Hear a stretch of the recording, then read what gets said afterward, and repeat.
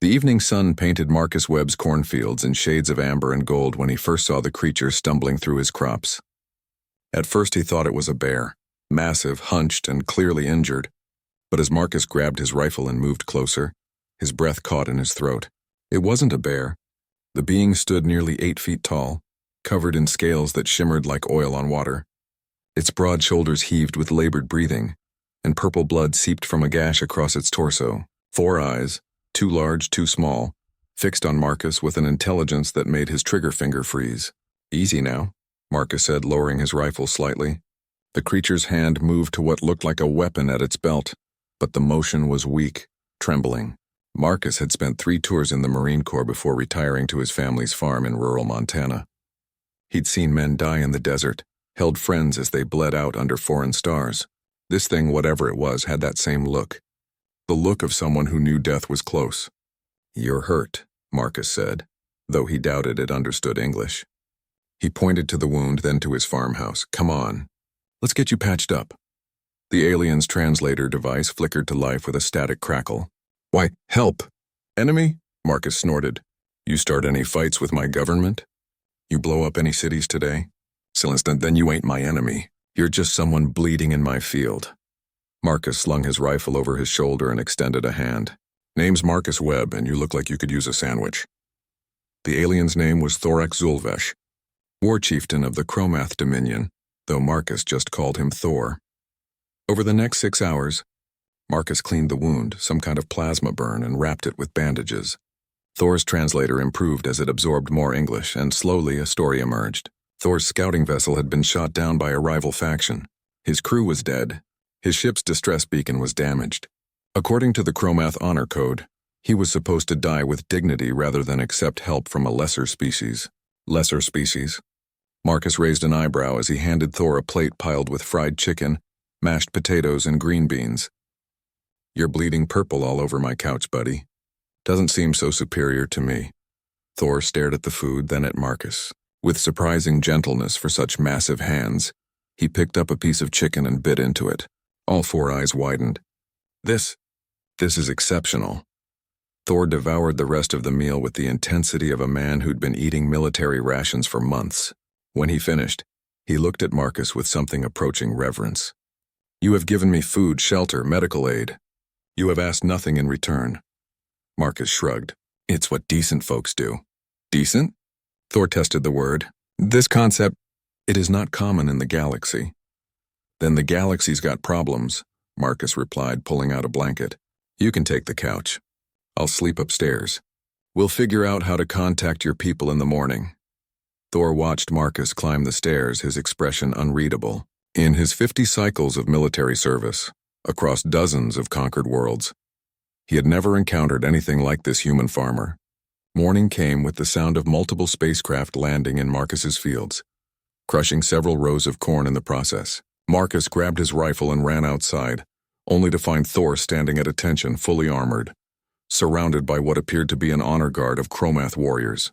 "Thor, what the hell? Marcus Webb!"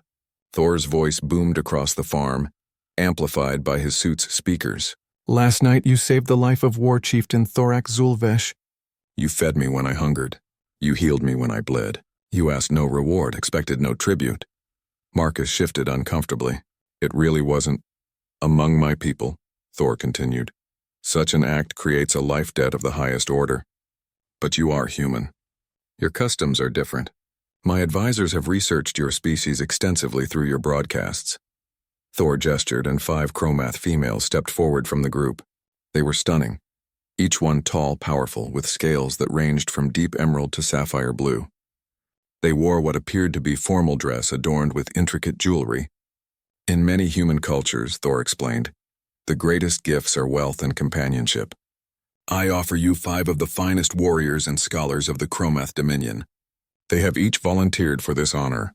They will serve you, protect you, and if you wish, become your mates according to your customs." The silence that followed was deafening. Marcus stared. Then he started laughing, a deep, genuine laugh that echoed across the fields.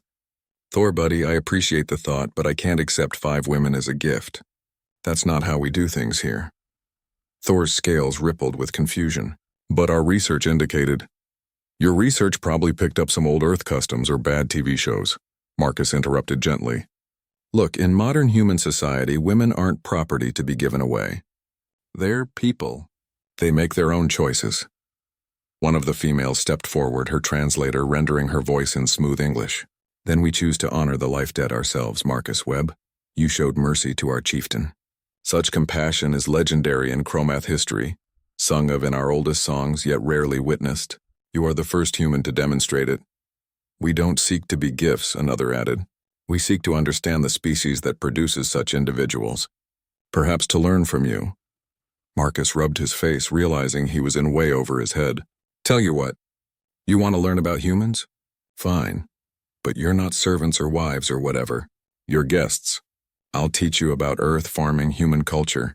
The real stuff, not the TV nonsense. Deal? Thor's mandibles clicked, and what Marcus had learned was a smile. You reject great honor to offer. Friendship? Friendship's worth more than honor any day of the week, Marcus said. Thor turned to his honor guard and spoke in his native tongue. The response was immediate. Every warrior present struck their chests in salute. Marcus Webb, Thor declared, you have done what no species has done in 3,000 years. You have shown the Chromath the meaning of compassion without expectation, of kindness without calculation. He paused, all four eyes gleaming. My people have conquered 73 worlds through strength. Perhaps it is time we learned from a world that conquers through character. Marcus looked at the assembled aliens, at his partially destroyed cornfield, and at his simple farmhouse. Somehow, he suspected his quiet retirement had just gotten a lot more complicated. Well, he said finally, if you're all staying for a while, somebody better help me fix that fence. And Thor, you're helping with the dishes tonight. The war chieftain of the Chromath Dominion, terror of 6 star systems, bowed his head. It would be my honor, friend Marcus. As the sun climbed higher over the Montana plains, an unlikely alliance formed between a farmer and a warrior civilization, all because one man had chosen kindness over fear and decency over indifference. In the grand tapestry of galactic history, it was a small moment. But small moments, as Marcus knew, had a way of changing everything.